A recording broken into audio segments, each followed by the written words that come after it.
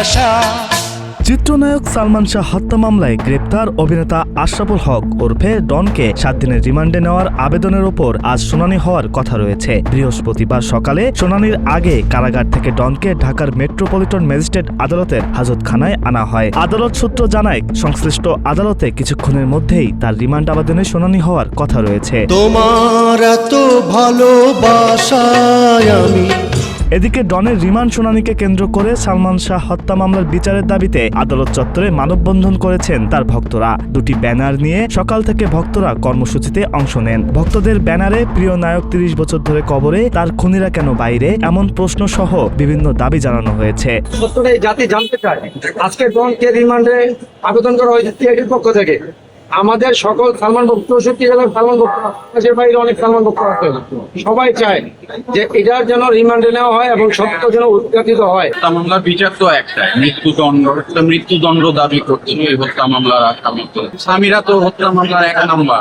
তাকে দ্রুত গ্রেফতার করতে হবে, গ্রেফতার করে রিমান্ডে নিতে হবে, বিচারের আওতায় আনতে হবে। এদিকে সিআইডির তদন্ত কর্মকর্তা পরিদর্শক মোহাম্মদ মুজিবুর রহমান গত 24 আগস্ট ডনকে জিজ্ঞাসাবাদের জন্য 7 দিনের রিমান্ড চেয়ে ঢাকার মেট্রোপলিটন ম্যাজিস্ট্রেট আদালতে আবেদন করেন। ওই আবেদনের ওপর শুনানির জন্য মেট্রোপলিটন ম্যাজিস্ট্রেট জুয়েল জানা 27 আগস্ট দিন ধার্য করেন। সাথী তুমি আমার জীবনে।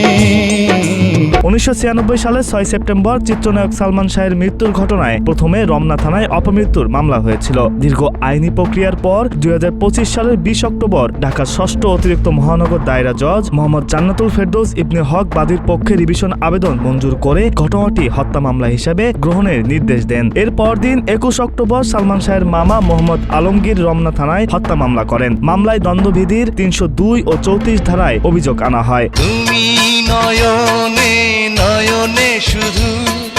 মামলায় সালমান শাহের সাবেক স্ত্রী সামিরা হক, তার মা লুতিফা হক লুসি, ব্যবসায়ী ও সাবেক চলচ্চিত্র প্রযোজক আজিজ মোহাম্মদ ভাই, আশরাফুল হক ডন, ডেভিড, জাভেদ, ফারুক, রুবি, আব্দুল সাত্তার, সাজু এবং রেজবি আহমেদ ওরফে ফরহাদকে আসামি করা হয়। এছাড়া অজ্ঞাতনামা আরও কয়েকজনকে আসামি করা হয়েছে। তুমি আমার মনের মানুষ। Tamjid Hossain, green TV digital. অন্তরের অন্তর।